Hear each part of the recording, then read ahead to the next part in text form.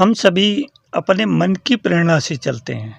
मन कहता है कि ये करना चाहिए तो करते हैं और नहीं कहता है तो नहीं करते हैं। हमारे जीवन का लक्ष्य भी हमारा मन तय करता है। जो भी कार्य हम बिना मन के करते हैं उसे हम जबरन करते हैं, स्वेच्छा से नहीं करते हैं। जबरदस्ती किसी कार्य को एक सीमा तक ही किया जा सकता है, जबकि स्वेच्छा से किसी भी कार्य को लंबे समय तक किया जा सकता है। हम अपने जीवन की गतिशीलता में तब रुक जाते हैं, थम से जाते हैं, जब हमें अपना इच्छित लक्ष्य नहीं मिलता, उसमें असफलता मिलती है या मिलते मिलते वह रह जाती है। ऐसी स्थिति में मन को बहुत चोट पहुंचती है।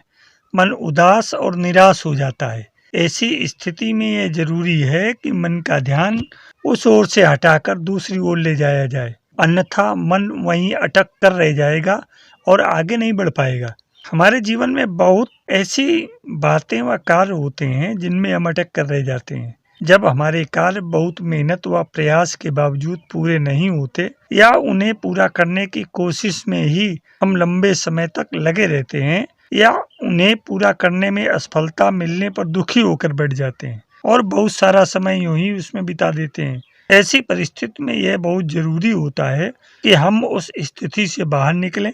जब हम उस परिस्थिति से हटकर कोई दूसरा कार्य करते हैं और फिर उस स्थिति में लौटते हैं तो चीजें पहले की तुलना में आसान हो जाती हैं।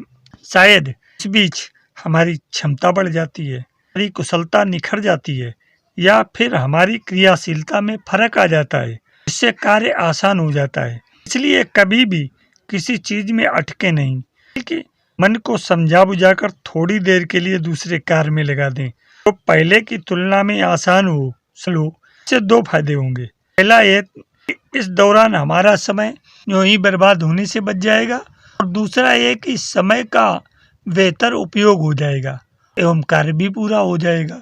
हम लोग भी अनजाने में इस रक्षात्मक प्रतिक्रिया का उपयोग करते हैं। मनोविज्ञान में इसे यौक्तिकीकरण या रेशनलाइजेशन कहते हैं। जब भी हमें किसी कार्य में असफलता मिलती है तो हम स्वयं को यह प्रमाणित करने की कोशिश करते हैं कि हम सही हैं और परिस्थिति गलत है, हमें उस ओर नहीं जाना चाहिए। इस तरह हम अपने मन को परिवर्तित करते हैं, जिसके आधार पर हम दूसरी दिशा में बढ़ने के लिए तैयार हो जाते हैं। यदि हम वहीं अटके रहेंगे, उसके बारे में सोचते रहेंगे, तो मन हमारा शांत नहीं होगा। हमारा दिमाग वहीं पर अपनी ऊर्जा खपाता रहेगा। पर जैसे ही हम उस चाहत को दूर करके आगे बढ़ने का निर्णय लेते हैं, हमारा मन शांत हो जाता है। हम कुछ बेहतर सोच समझ पाते हैं। जीवन में सफलता के लिए मन और दिमाग के बीच चलने वाली इस प्रतिक्रिया तंत्र को समझना चाहिए। जब हमें मनोवांछित लक्ष्य की प्राप्ति हो जाती है तो हमारा मन बहुत खुश होता है, हमारी कार्य ऊर्जा बहुत बढ़ जाती है, दोबारा हमारी सफलता की संभावनाएं भी बढ़ जाती हैं। हम उस दिशा की ओर जाने से घबराते नहीं, बल्कि प्रसन्न होकर दोगुने उत्साह से जाते हैं, क्योंकि उन राहों पर चलने का हमें अनुभव हो जाता है, अपनी क्षमताओं का हमें पता चल जाता है। जबकि हमें जब किसी कार्य में असफलता मिलती है तो हमारे मन का उत्साह, कार्य करने की क्षमता, प्रेरणा आदि का स्तर बहुत कम हो जाता है। ऐसी स्थिति में हमारा मन ऊर्जा व प्रेरणा के उस स्तर को नियंत्रित व संतुलित करने की कोशिश करता है और रक्षात्मक क्रिया का प्रयोग करता है। हमारे शास्त्रों में हमारे मन की तुलना एक हाथी से और दिमाग की तुलना महावत से की गई है। महावत रूपी दिमाग हाथी रूपी मन की विभिन्न हलचलों को काबू रखने में पूरी कोशिश करता है। ऐसा नहीं होने पर समस्याएं उत्पन्न होने लगती हैं। एक जगह कहीं अटक जाने से जीवन की निरंतरता, गतिशीलता व संतुलन को बनाए रखना मुश्किल हो जाता है। ऐसे समय में मन को उचित संदेश भेजकर उसे एक लक्ष्य से हटाकर दूसरे लक्ष्य की ओर लगा दिया जा सकता है, जिससे जीवन ऊर्जा व्यर्थ न जाए और उसका कहीं सदुपयोग संभव हो। इसलिए किसी भी तरह की असफलता मिलने पर मन को समझाना चाहिए, ध्यान को बटाना चाहिए और दोबारा प्रयास करना चाहिए। उचित यह है कि हमें अपनी सामर्थ्य व क्षमता स्वयं को पता हो और उसके अनुसार लक्ष्य को निर्धारित करके उसे पाया जाए। हमारा सामर्थ्य सीमित है और इस सामर्थ्य को पहचान कर हमें आगे बढ़ना चाहिए। ये जरूर है कि हम अपनी क्षमता व सामर्थ्य को बढ़ा सकते हैं और जीवन में अधिक सफलताएं प्राप्त कर सकते हैं। इसके लिए हमें प्रयास करना चाहिए, लेकिन यदि हम कहीं अटकते हैं, किसी चीज में असफलता प्राप्त करते हैं, तो हमें उसमें रुकना या ठहरना नहीं चाहिए, बल्कि अपने मन को समझा बुझाकर आगे बढ़ जाना चाहिए। पता आगे बढ़ने पर जिस चीज में हम निरंतर असफल हो रहे थे, उसमें सफल हो जाएं, जिसे पाना चाहते थे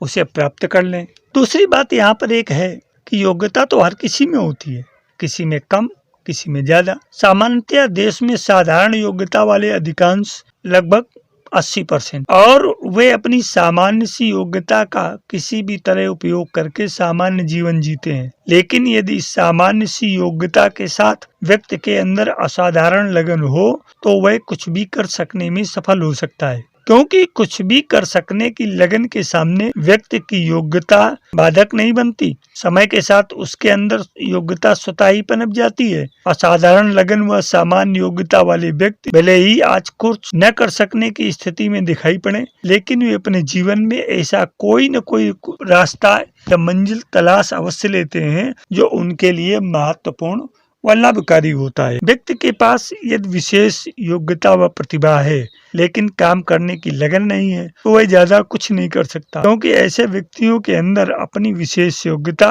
व प्रतिभा का अहंकार होता है और ये उन्हें पर्याप्त प्रयास नहीं करने देता। कार्य के दौरान जब बाधाएं आती हैं, तो विशेष योग्यता वाले व्यक्ति यही सोचते हैं कि ये बाधाएं उनके सामने कुछ भी नहीं है, वे उन्हें आसानी से पार कर लेंगे। जबकि सामान्य योग्यता व जबरदस्त लगन वाले व्यक्ति ये ज्यादा नहीं सोचते कि वे बाधाओं को कैसे पार करेंगे, बल्कि उसे पार करने में जुट जाते हैं और धीरे धीरे कई तरह की बाधाओं को पार करके जीवन में आगे भी निकल जाते हैं।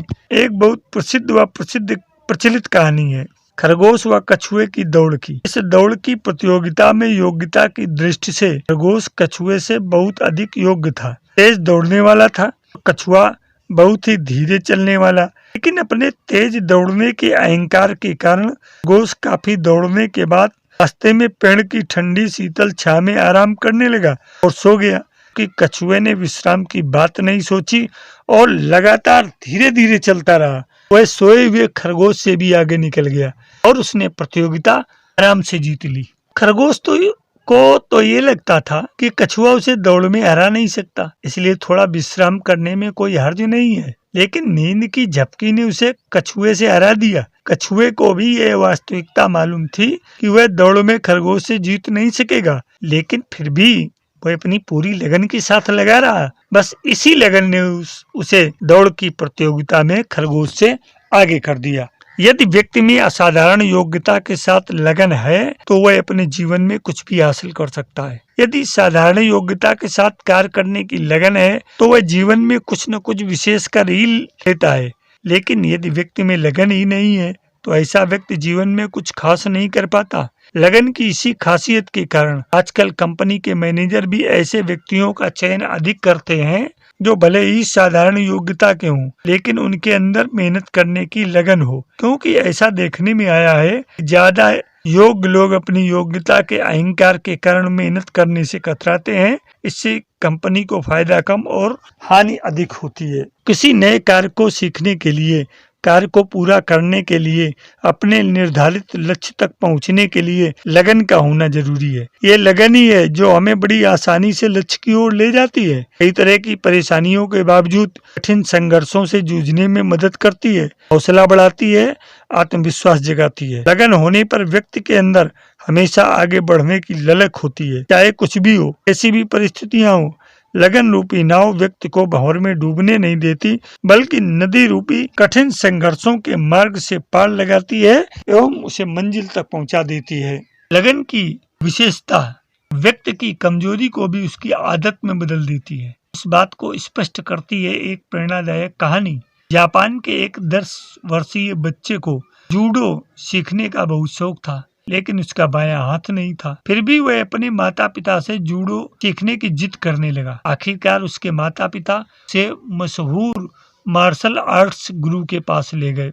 गुरु ने जब ओकायो को देखा तो उन्हें अचरज हुआ। उन्होंने ओकायो से पूछा, इस हालत में तुम अपने प्रतिद्वंदी से मुकाबला कैसे करोगे? ओकायो ने कहा, ये बताना आपका काम है। तो बस इतना जानता हूँ कि मुझे सभी को हरा कर दिन खुद सेंसेई अर्थात मास्टर बनना है। मार्शल आर्ट्स गुरु उसके जवाब और उसकी प्रबल इच्छा शक्ति से बहुत प्रभावित हुए और उसे सीखने की इजाजत दे दी। कुछ दिनों के बाद वह उसे अभ्यास कराने लगे। कायो को ऐसा महसूस हुआ कि उसके गुरु दूसरे लड़कों को अलग अलग दांव पेच सिखा रहे हैं, लेकिन उसे एक ही तरह की किक लगाने का बार बार अभ्यास करा रहे हैं। उसने गुरु से अपने मन की शंका जाहिर भी की, लेकिन गुरु ने उसे दूसरों पर ध्यान न देते हुए उसी अभ्यास में महारत हासिल करने के लिए कहा। सभी शिष्यों के सालों साल अभ्यास के बाद गुरु ने सबको बुलाया और कहा, अब एक प्रतिस्पर्धा आयोजित की जाएगी और जीतने वाले को सेंसेई की उपाधि दी जाएगी। नियत समय पर प्रतिस्पर्धा शुरू हुई। कायो ने पहले 2 मैच बड़ी आसानी से जीत लिए। तीसरा मैच कुछ कठिन था, लेकिन कुछ संघर्षों के बाद ओकायो ने एक तेज किक से अपने प्रतिस्पर्धी को गिरा दिया और विजयी हुआ। इस तरह और भी सभी मैच जीतने के बाद ओकायो ऑल ओवर विजेता घोषित हो गए। सेंसेई घोषित होने के बाद उसने गुरु से अपनी जीत का रहस्य पूछा।